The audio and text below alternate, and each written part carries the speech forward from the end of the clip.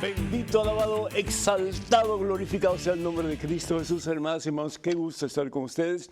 Bienvenidos a este subprograma Conozca Primero su Fe Católica. Soy el Padre Pedro Núñez.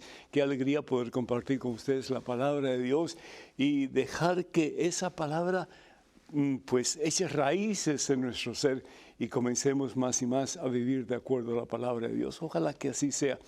Que seamos un pueblo, una iglesia, una comunidad en que pongamos a Jesucristo como prioridad en nuestra vida. Doy gracias a Dios por todos y cada uno de ustedes, aquellos que nos escriben con sus preguntas, sus comentarios. Ustedes no se imaginan lo importante que son para nosotros. A veces no tenemos tiempo de contestar todas las preguntas, pero hacemos lo posible por hacerlo en el transcurso de cada programa. Y también doy gracias a Dios por todos ustedes que escuchan y que invitan a otras personas para que ellos también puedan escuchar y recibir algo de beneficio de la palabra de Dios a través de lo que proclamamos y enseñamos aquí en este programa. En este momento, antes de hacer absolutamente nada más, hermano que me escuchas, hermana que me escuchas, hacemos una pausa en nuestro acelerado caminar diario. Nos ponemos en la presencia de Dios que está aquí entre nosotros y con nosotros. Hermana y hermano, vamos a orar. En el nombre del Padre, del Hijo y del Espíritu Santo. Amén. Padre bueno, Padre amantísimo, Padre misericordioso, tú eres nuestro Creador, Señor. Tú que eres vida, nos has dado vida, mi Dios, para que en ti podamos tener vida y salvación eterna. Te pedimos, oh Dios, que en este mundo tan acelerado y tan convulsionado por tantas ideas y teorías diferentes, que sea tu luz, tu sabiduría, Señor, tus consejos, tus mandatos, los que puedan prevalecer en nuestros corazones y nuestras vidas, Señor. Estamos llamados, Señor, a hacer de este mundo lo mejor. Estamos llamados, mi Dios, a cambiar este mundo para bien de toda la humanidad. Pero a veces, Señor, sentimos que es demasiado el peso que tenemos sobre nuestros hombros, mi Dios. A veces sentimos que somos tan pequeñitos que no podemos hacer prácticamente nada para mejorar la situación de nuestra sociedad hoy día. Y sin embargo, Señor, tú crees en nosotros, tú confías en nosotros. Y tú nos dices, no los dejaré huérfanos, porque yo estoy con ustedes siempre. En todo momento y circunstancia de sus vidas, yo estoy con ustedes. Problemas han existido siempre, problemas van a existir siempre. Pero hay una solución para todos tus problemas y los míos y los problemas de nuestra sociedad hoy día. Y esa solución es Jesucristo, esa solución es Dios, hermano, hermana.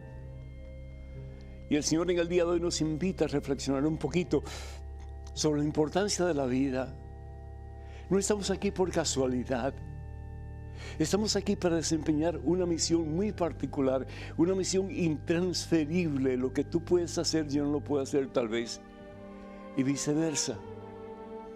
Cada uno con huellas digitales diferentes tiene una misión particular para que en este mundo deje de ser un mundo de muerte, un mundo de tensiones, un mundo de guerras, un mundo de pleitos, un mundo de violencia, y se convierta, como dice la palabra de Dios en Isaías capítulo 11, versículo 9, un mundo de paz. Al punto de que, como las aguas cubren la mar, dice la palabra de Dios, así la tierra esté llena del conocimiento de Dios.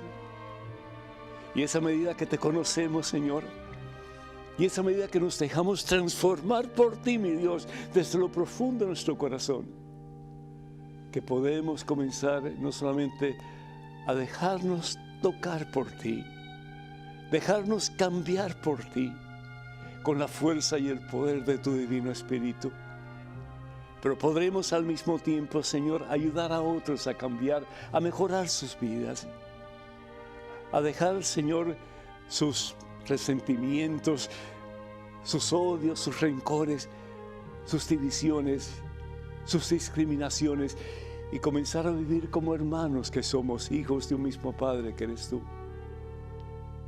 Entonces, como dice la palabra de Dios, un día ya no habrá más llanto ni dolor, ya no habrá más guerras, ya no existirá más el divorcio, ya no existirán más las contiendas, ni las polémicas entre los hijos de Dios, entre la humanidad, porque todos estaremos llenos de tu conocimiento, Señor, de tu fuerza, de tu poder, de tu presencia en nosotros. Y podremos caminar revestidos de ti, Señor, para ayudar al mundo, comenzando con aquellos más cercanos a nosotros, nuestras familias, a ser también y estar también revestidos de ti, mi Señor. Toca el corazón de cada uno de tus hijos y danos, oh Dios, la certeza que somos instrumentos de vida y no de muerte, porque somos instrumentos tuyos, Señor, y tú eres la vida. A ti la gloria, Padre Santo, la honra y el poder por los siglos de los siglos en Cristo Jesús. Amén, mi Dios. Amén. Qué rico estar hace un ratito, hermanas y hermanos, pues en sintonía con nuestro Señor, con ese que nos ha dado la vida y ese que nos invita a dar vida a esta sociedad tan necesitada de la vida, perdón, que al fin y al cabo es Dios.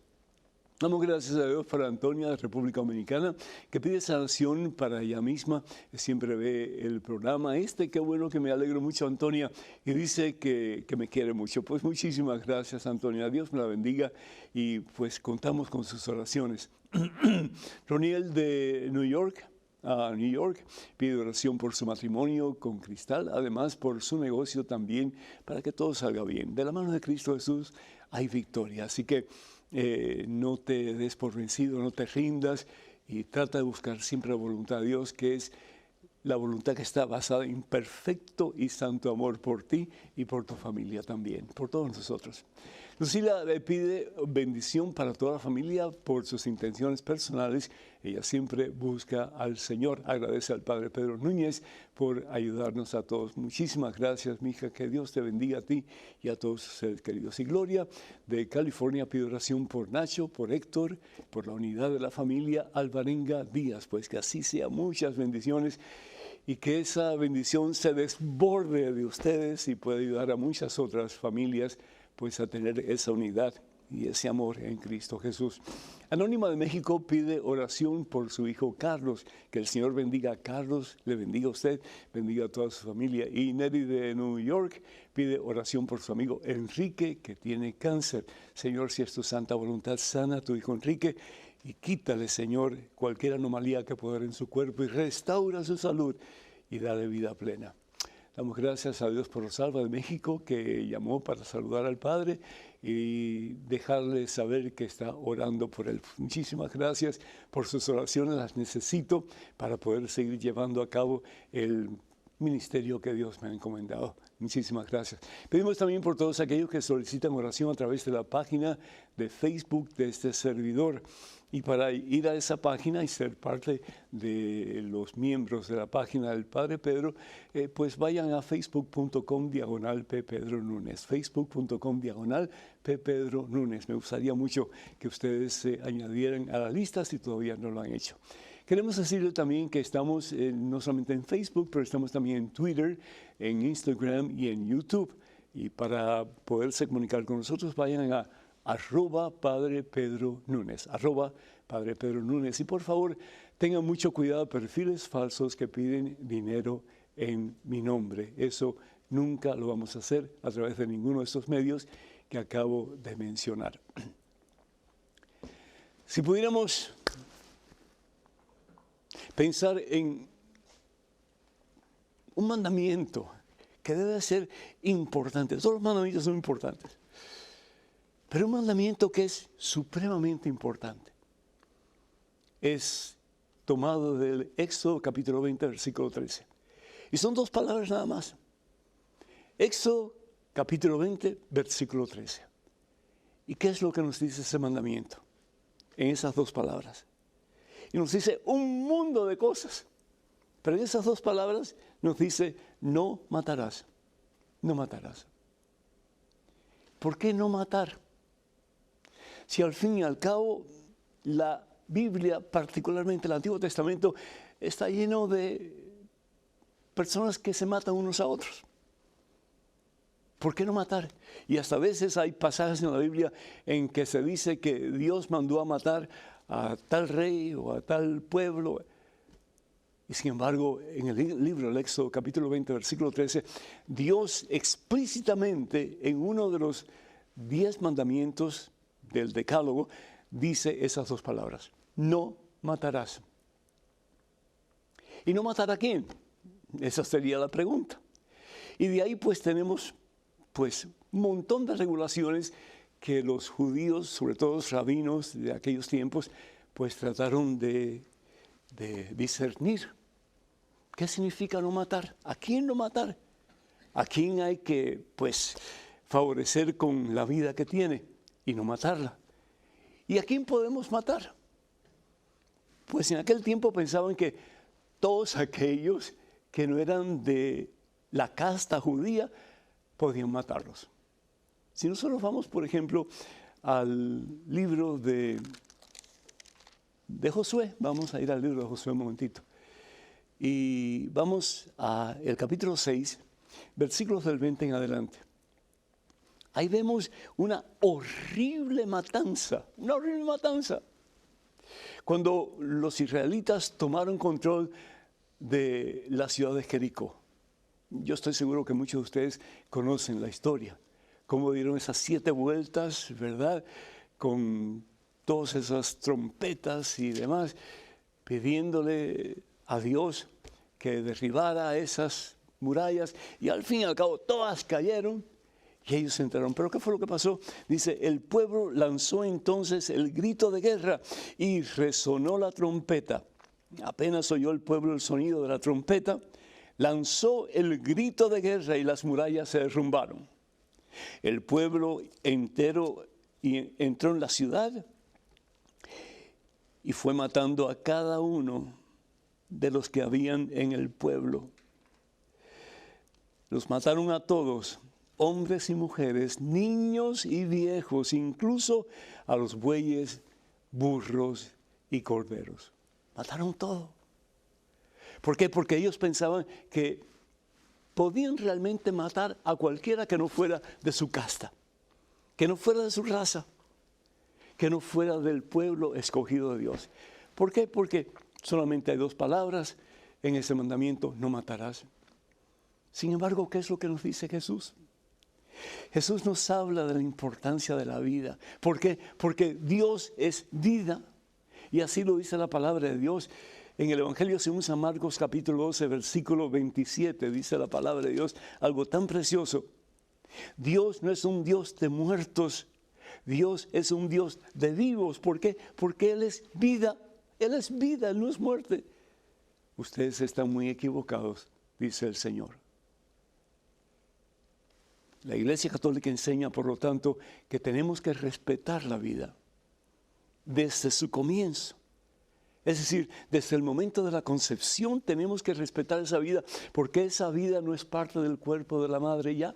Esa vida tiene un alma dada por el mismo Dios. Esa vida tiene un propósito dado por el mismo Dios. Esa vida tiene una misión intransferible dada por el mismo Dios. Y esa vida le pertenece a Dios, exclusivamente a Dios, y es de Dios porque Dios la formó, Dios la dio. Como dice el profeta Jeremías, que Dios lo tejió a Jeremías en las mismas entrañas de su madre. Y tenía un propósito para él. Y el propósito para Jeremías era llevar presencia de Dios a los israelitas en aquel entonces. La palabra de Dios en el Evangelio según San Mateo capítulo 25, versículos del 35 en adelante, nos dice que lo que hagamos por el más pequeño, el más pequeño, el más indefenso, lo hacemos por el mismo Jesús. Y hoy día vemos como hay tanta gente que lastima a otras personas, que lastima la vida de otras personas, incluso matrimonios, que se ofenden, que se hieren, que se lastiman.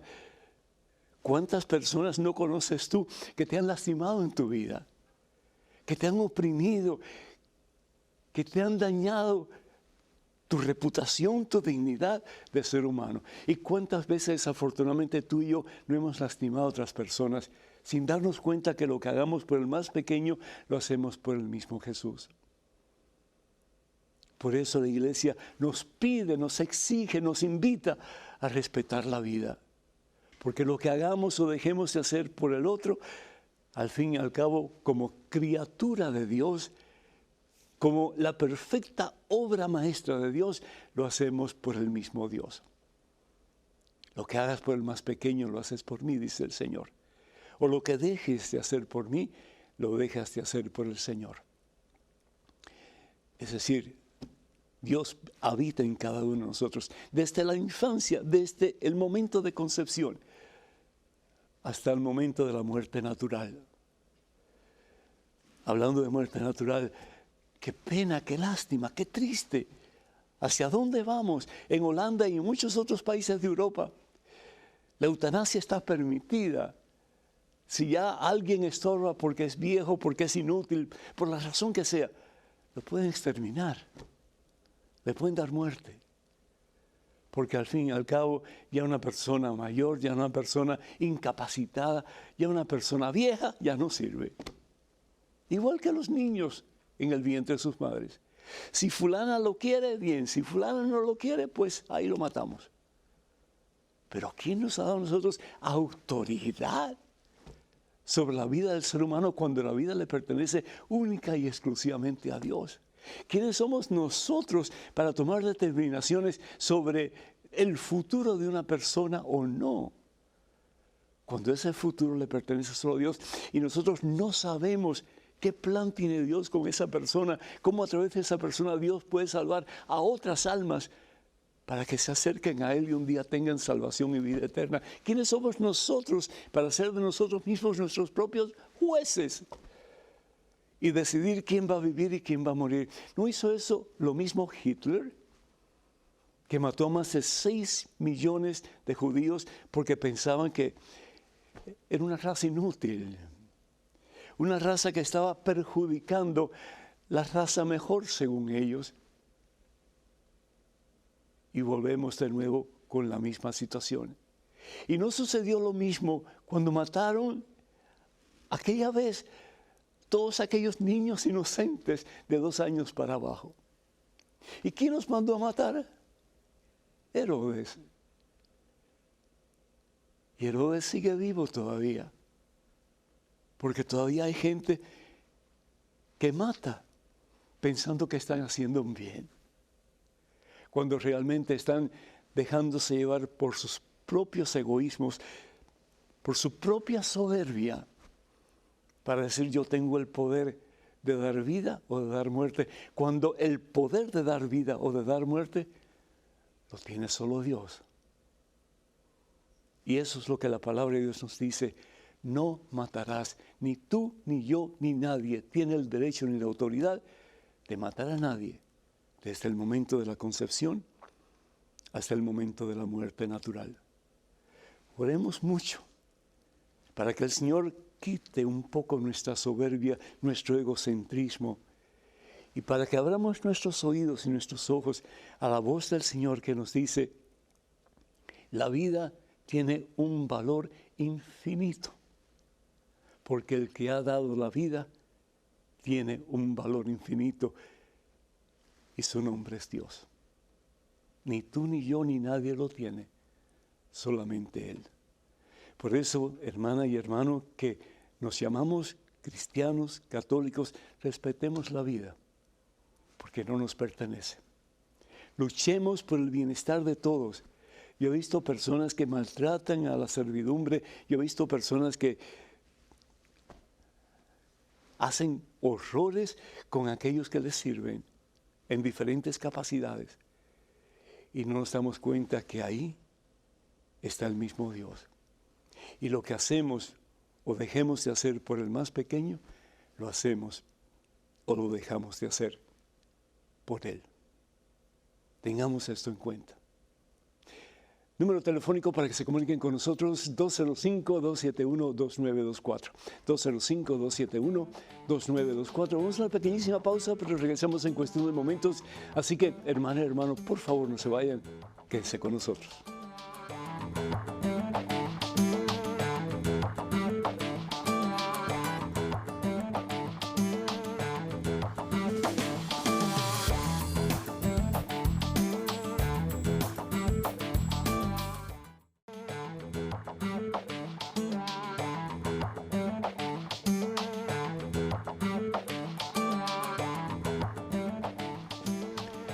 Alabado, glorificado, exaltado sea el nombre de Jesús. Y hablando del derecho de vivir que está dado a nosotros por Dios, y también pues el cuidar la vida desde la concepción hasta la muerte natural. Por favor, les pido oración por la marcha, por la vida, y no solamente en Estados Unidos, pero en muchos países de América y también pues del mundo entero. Que hagamos conciencia del valor del ser humano y que dejemos ya de lastimarnos tanto, de destruirnos, y que luchemos por la vida en todo el sentido de la palabra, porque al fin y al cabo no te pertenece ni a ti ni a mí, le pertenece a Dios. Tenemos una llamada de Milton desde Delaware. Milton, ¿me escuchas? Sí, Padre, bueno, pues Dios le bendiga. Dios te bendiga también, el Señor te bendiga a ti, Milton, a tu familia, y que tengan un feliz año nuevo. Adelante, por favor. Amén. Tengo dos preguntas. Sí. Yo espero que usted, ¿verdad?, me dé la respuesta correcta. Yo sé que sí, porque le veo el programa siempre. Muchísimas gracias. No voy a ser tan físico, pero le voy a hacer la pregunta. ¿Dejo de ser católico por no ser devoto a las imágenes? Ajá. Esa es la primera pregunta. Okay. La segunda pregunta, ¿qué debo hacer? Porque yo fui partícipe y hace poco pues, le estoy escuchando hablar, ¿verdad?, de no quitarle la vida a nadie. Fui partícipe, lamentablemente, de 3 abortos. A pesar de que confesé mi pecado con mi sacerdote, varias veces vivo con esa conciencia en mi mente. Claro. No sé qué hacer porque para mí ha sido muy fuerte. Yo sé que hay muchas personas en el mundo, pero yo no puedo juzgar, me juzgo a mí. Claro. Padre, ¿qué debo hacer para yo calmar mi conciencia? Porque cada vez que escucho del aborto, mi alma se destroza. Claro. Y esas son las consecuencias más terribles que sufre la persona que ha sido protagonista en el aborto, ya bien sea la madre, ya bien sea el esposo, ya bien sea el médico, hasta que llega un punto en que ya, como dice el Señor Jesús, tienen ojos pero no ven, tienen oídos pero ya no quieren escuchar. Pero yo te felicito a ti porque tú sí escuchas y sabes que lo que hiciste pues no es la voluntad de Dios, lo contrario. Ya te confesaste, yo espero que ya te hayas confesado y que hayas recibido la absolución de Dios, de Jesucristo, a través del sacerdote que te dio la absolución sacramental. Lo que yo te invito a hacer, Milton, es que tú le pidas a Dios la gracia, es decir, el poder para tú perdonarte a ti mismo. Si ya tú te confesaste y ya le entregaste ese pecado o esos pecados al Señor, siente que ya Dios te ha perdonado, pero falta una cosa, que tú mismo te perdones. Entonces, pide al Señor la gracia, y si no sales de esa encrucijada, de ese problema, ve y habla con un sacerdote y pídele que ore por ti para que el Señor te dé la gracia que necesitas para tú perdonarte a ti mismo y por lo tanto estar en paz. La otra cosa que tú estabas hablando acerca de las imágenes. Pues las imágenes, nosotros somos personas que constantemente estamos usando símbolos, imágenes en nuestra mente, ¿no es cierto? Yo estaba hablando con la productora de este programa y ella me decía que ella tampoco cree mucho en las imágenes, que a ella no le gusta mucho eso. Pero es decir, no es creer que las imágenes tienen un poder especial, las imágenes no tienen ningún poder especial. Representan a ese que tiene todo el poder, que al fin y al cabo es Jesucristo. Y por eso es que en la Biblia, en el libro del Éxodo, capítulo 25, versículo 18, Dios le exige a Moisés lo siguiente: haz 2 querubines de oro macizo, es decir, haz 2 imágenes y ponlas en las extremidades de la cubierta ¿de qué cosa? Del arca de la alianza, donde estaban los 10 mandamientos, donde estaba la vara de Aarón, donde estaba el cáliz con el maná del cielo. Y dice, y que todos estos 2 hagan un solo cuerpo con la cubierta a los 2 lados. Entonces, las imágenes que representan a Dios son buenas. No tienes que tener un montón de imágenes, no tienes que tener imágenes por todas partes, pero sí algo que te represente a Dios. Cuando tú, por ejemplo, vas a dormir, tú te imaginas tu cama, tú te imaginas qué rico va a estar ahí en esa camita, descansando. Pues son imágenes que constantemente tenemos. Y puedo seguir hablando de esto, pero mejor no, ya porque no va a haber más tiempo. Pero sí, por favor, concéntrate en la realidad de que las imágenes pueden ayudar mucho a acercarnos a Dios. Una imagen de Cristo crucificado, ¿qué es lo que nos dice? Que tanto amó Dios al mundo, que tanto amó Dios a Milton, que dio a su único hijo. ¿Estarías tú dispuesto a dar un hijo o una hija para salvar la vida de alguien? Dios lo hizo. Así que medita sobre eso. ¿Qué es lo que esa imagen te puede decir, nos puede decir? Y si no te dice nada, pues no la uses. Pero si te dice algo, si Dios te da la gracia para que te diga algo en referencia a Él, bendito sea Dios que la podamos usar. Dios te bendiga, mi hijo. Tenemos en estos momentos un correo con una pregunta. Adelante, por favor. Padre Pedro, quería preguntarle si Job, el santo paciente personaje de la Biblia, fue real y existió o solo es una figura legendaria. Espero su breve respuesta desde ya. Muchas gracias. Ana María, desde Uruguay. Ana María, breve respuesta, porque vamos a tratar de hacerlo en el nombre del Señor. Bueno, pues el libro de Job, que está en el Antiguo Testamento, es el primer libro sapiensal que hay en la Biblia, en el Antiguo Testamento. Los demás libros son leyes o son regulaciones que Dios da al pueblo y otras cosas también, por ejemplo, en el libro de Génesis, cómo comienza todo, cómo Dios está en control de todo, cómo Dios lo hace todo por amor y la cúspide de su creación es el ser humano, que los crea hombre y mujer, macho y hembra, para que puedan unirse y puedan reproducir. En el libro de Job es algo diferente, es algo nuevo. Es real el personaje de Job, es alegórico, es mitológico, ¿qué cosa es? Pues ese es un dilema que muchos teólogos biblistas tienen hoy día. No llegan a la conclusión si realmente él existió como persona o si no existió, simplemente fue un instrumento que el escritor del libro de Job usó para dar a conocer 3 cosas importantes. Lo primero es, ¿por qué hay sufrimiento en la gente buena? ¿Por qué hay sufrimiento? ¿Por qué la gente buena sufre?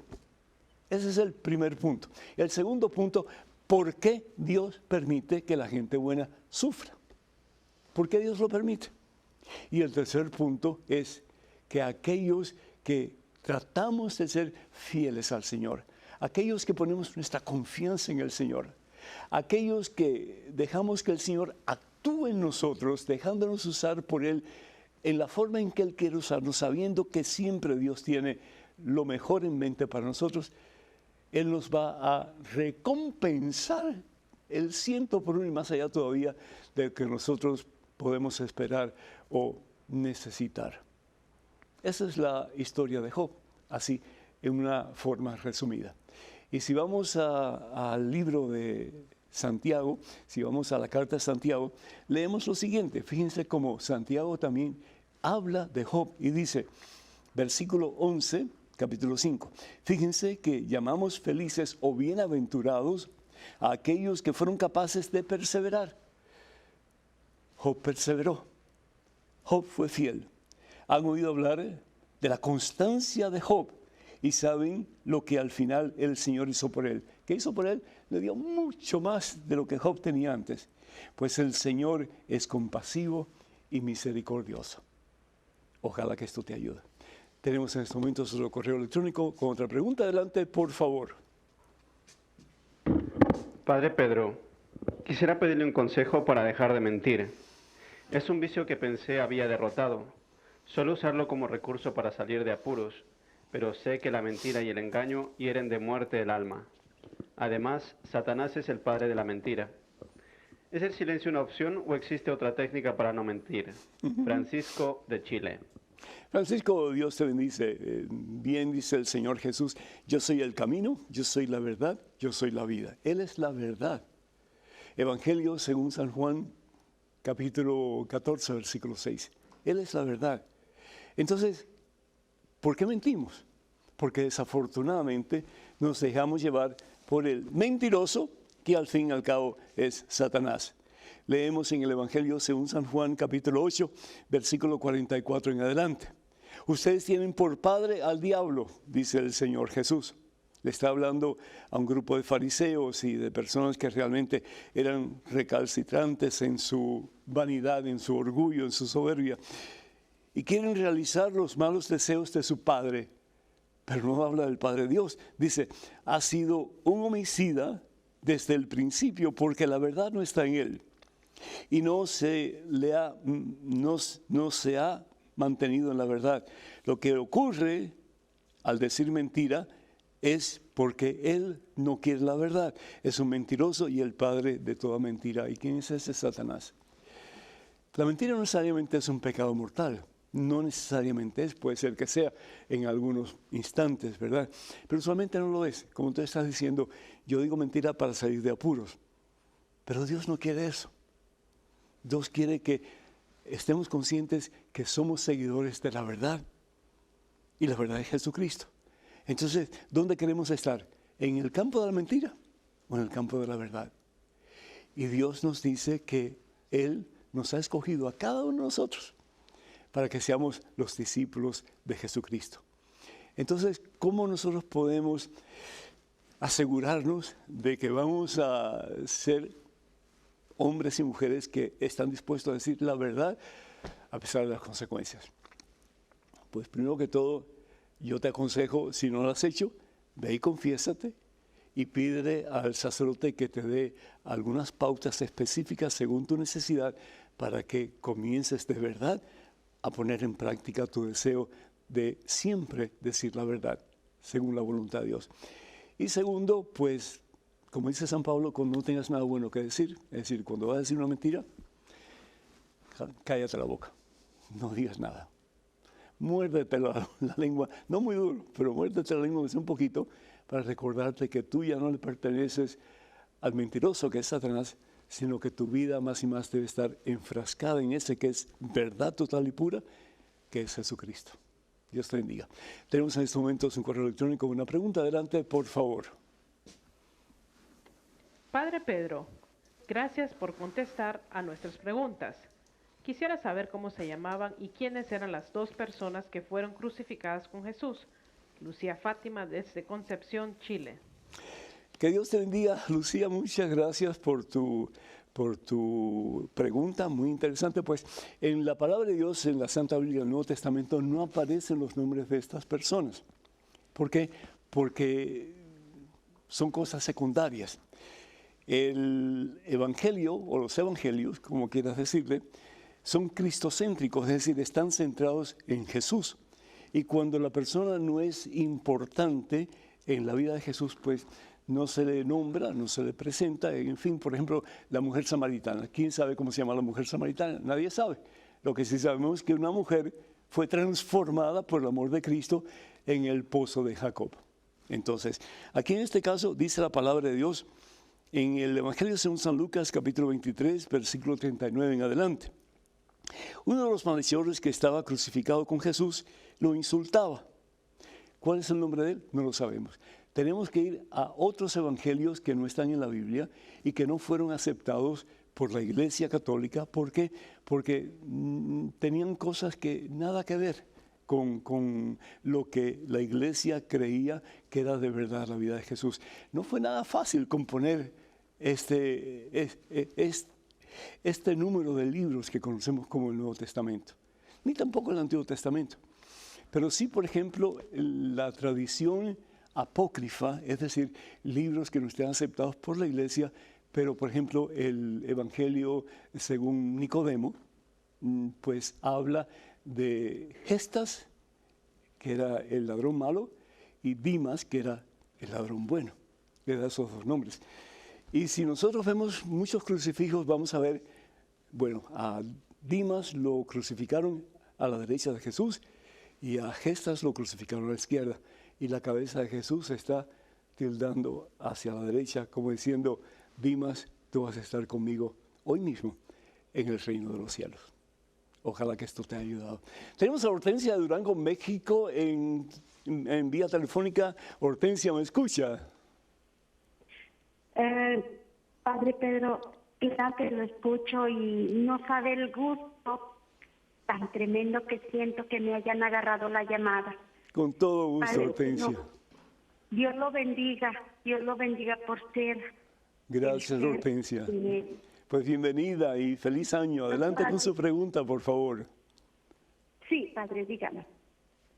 No, diga usted qué pregunta quisiera usted hacer. Mi pregunta, sí. Padre, mire, yo desde nacimiento soy católica, todos somos católicos.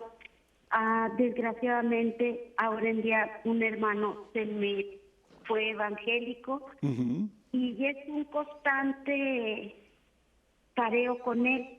Ahorita mi pregunta que le tengo para usted, Padre, es que mi hermano asegura que nuestro Padre, Papa Francisco, está casando a las parejas del mismo sexo, Padre. Eso es mentira.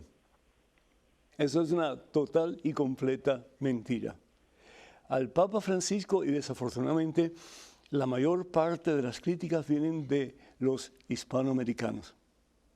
Uno de los nuestros, el primer Papa latinoamericano, y es el más criticado por nuestra comunidad hispanoamericana. Qué triste. En vez de orar por él, lo que hacemos es degradar a la persona que Dios ha puesto en el lugar de Pedro para ser vicario de Jesucristo, es decir, para ser asistente de Jesús. El Papa lo que ha dicho es que debe de haber algún tipo de reconocimiento para estas personas que pues quieren unir sus vidas y que son homosexuales, ya bien sea hombres o mujeres. Es decir, porque el cristianismo es algo que se acepta, no algo que se impone como se hacía en antaño.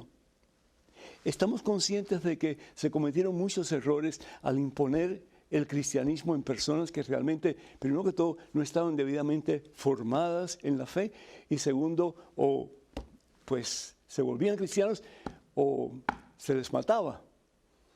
Y eso hoy día pues lo hacen muchos musulmanes también y está mal, está mal. El Papa lo que está pidiendo es que haya algún tipo de reconocimiento por parte de la ley civil para que estas personas puedan tener lo básico de ayuda de parte del gobierno, como lo tienen también las personas que son de sexo diferente y que están unidas en matrimonio, ya bien sea por lo civil o ya bien sea por lo eclesiástico. El Papa nunca va a permitir que dos personas del mismo sexo se casen en la iglesia instituida por Jesús, que es la una Santa Católica Apostólica.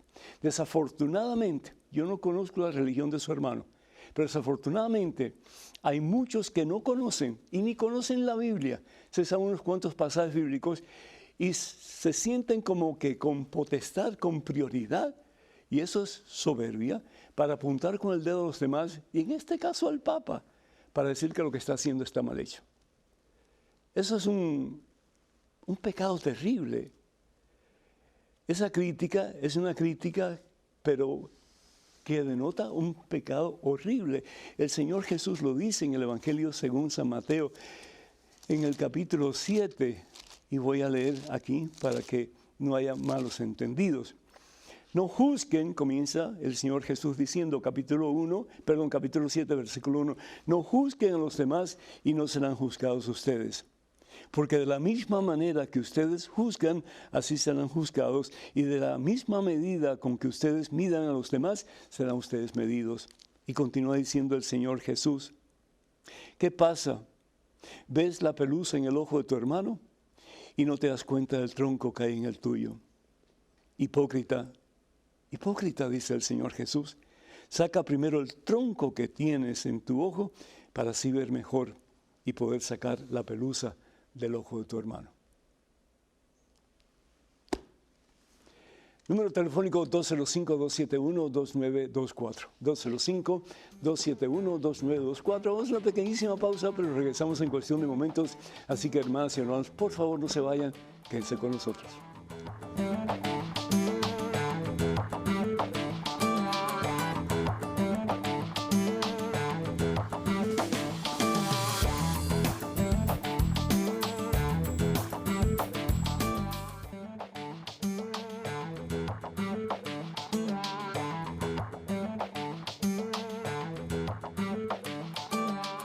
Bendito, alabado, glorificado sea el nombre de Cristo. Sus hermanos y hermanas, ustedes no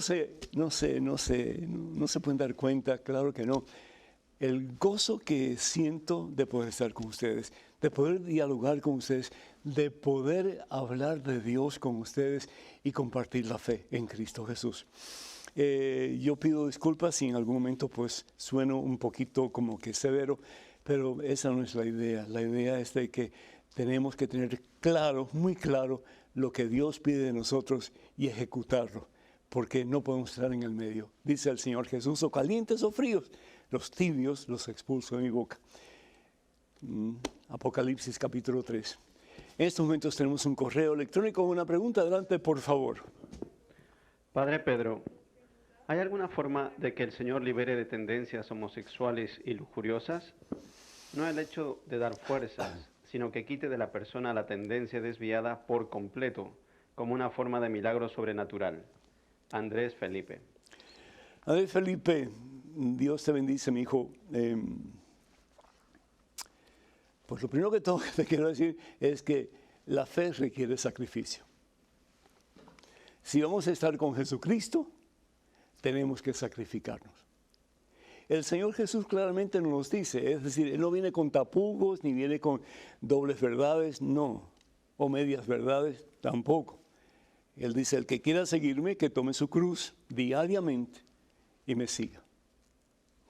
Entonces, el milagro está en lo que tú estás haciendo, Andrés Felipe, tomar conciencia de que no quieres seguir así. De que no quieres vivir ese estilo de vida. ¿Por qué? Porque bien sabes en lo interior de tu corazón que eso no es lo que Dios quiere. Mira, el pecado entra por 3 vías, usualmente. Entra por los ancestros, nuestros antepasados. Entra por el ambiente en que nos desarrollamos. Y entra por la decisión propia de cada ser. Entonces no es que yo nací así o yo nací asado. No. Todos tenemos una meta y todos tenemos una razón de ser y todos hemos sido equipados para hacer lo que Dios pide de nosotros. El hombre tiene cierta función que no tiene la mujer para procrear y viceversa. Y cuando 2 personas del mismo sexo se unen, pues están haciendo algo que es innatural, no es natural, no es la voluntad de Dios, no es lo que Dios ha querido desde el principio que sea la relación entre 2 personas. Y estoy hablando de relación íntima, ¿verdad? Entonces, ¿qué hacer para liberarme de eso? Primero que todo, yo te invito para que hagas una buena confesión, para que le entregues al Señor todo eso que te ha estado impulsando a ti o a la persona de quien tú estás hablando, impulsando a hacer las cosas que en el interior uno sabe que no es lo correcto. Y claro que cuesta. A mí me ha costado mucho ser célibe. A mí me ha costado mucho no tener una esposa. A mí me ha costado mucho no tener hijos. Pero todo por Jesucristo. Y Jesús da la fuerza, Jesús da el poder, Jesús da la gracia, porque todo lo podemos en Cristo Jesús que nos fortalece. La pregunta es si de verdad lo creemos. Y un día a la vez, como hacen los alcohólicos anónimos, un día a la vez. Tú sí puedes, o esa persona de quien tú hablas, sí puede salir de esa situación de pecado en que se encuentra. Porque es una situación de pecado. ¿Por qué? Porque el pecado es hacer lo que está en contra de la voluntad de Dios. Entonces, sí podemos.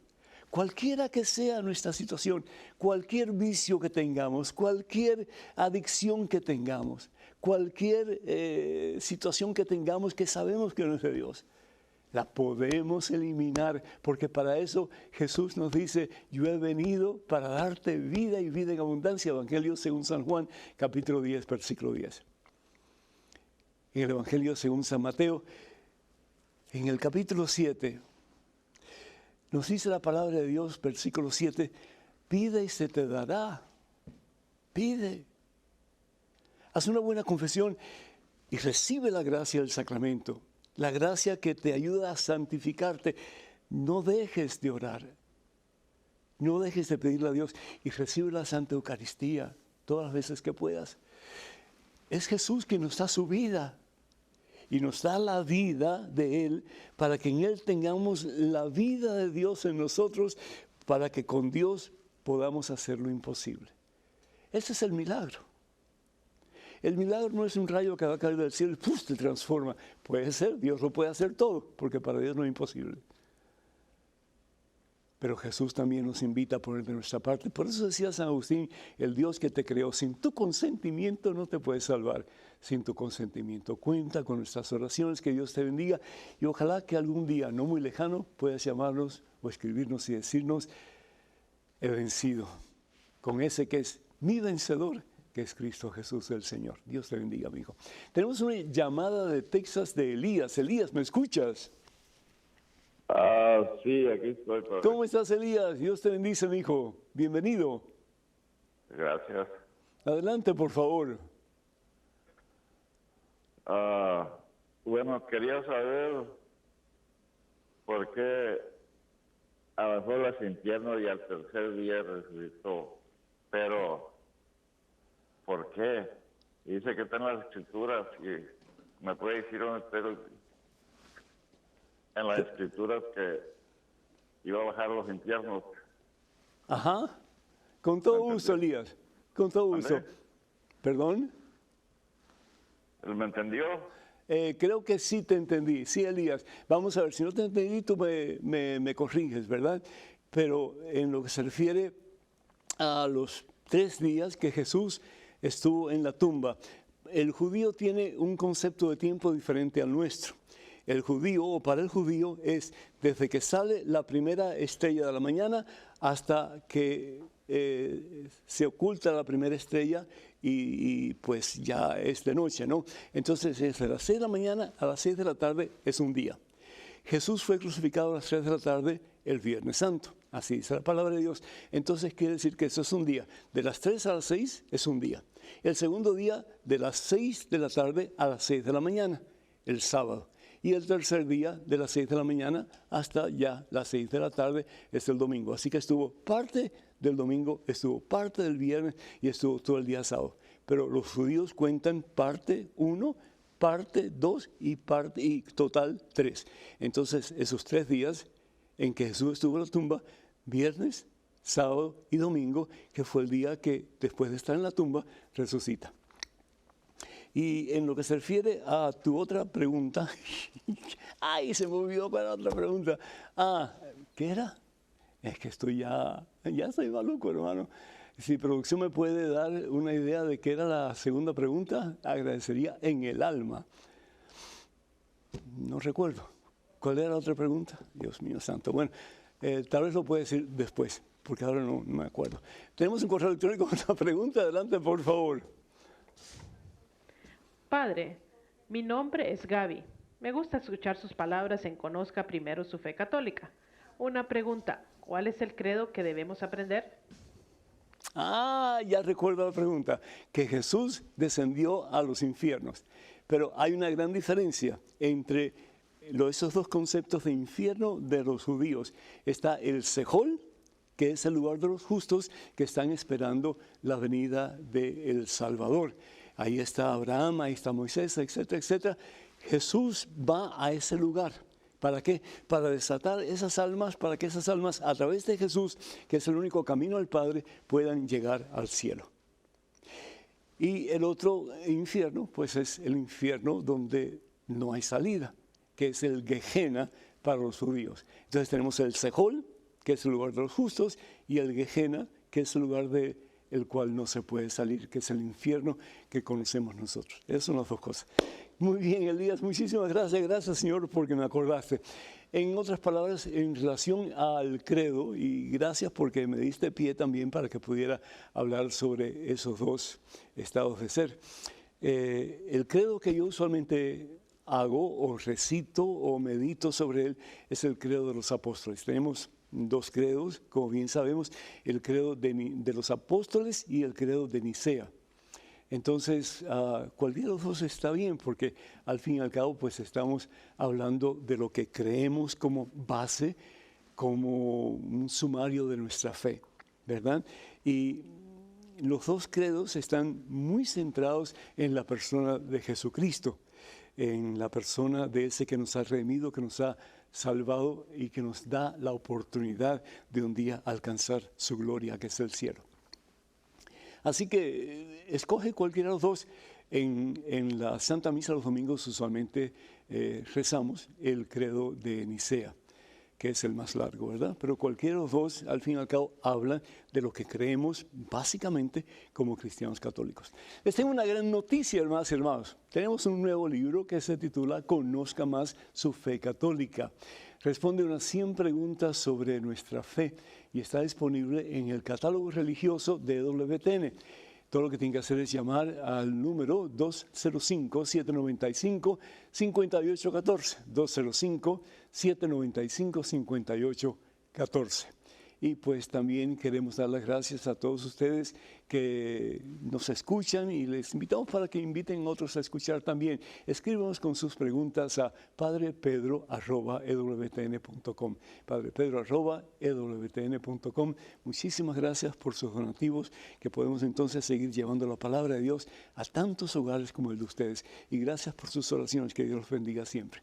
Que la bendición de Dios Todopoderoso, Padre, Hijo y Espíritu Santo, descienda sobre ustedes, sobre sus seres queridos y esté con ustedes por siempre. Hasta el próximo miércoles, Dios mediante.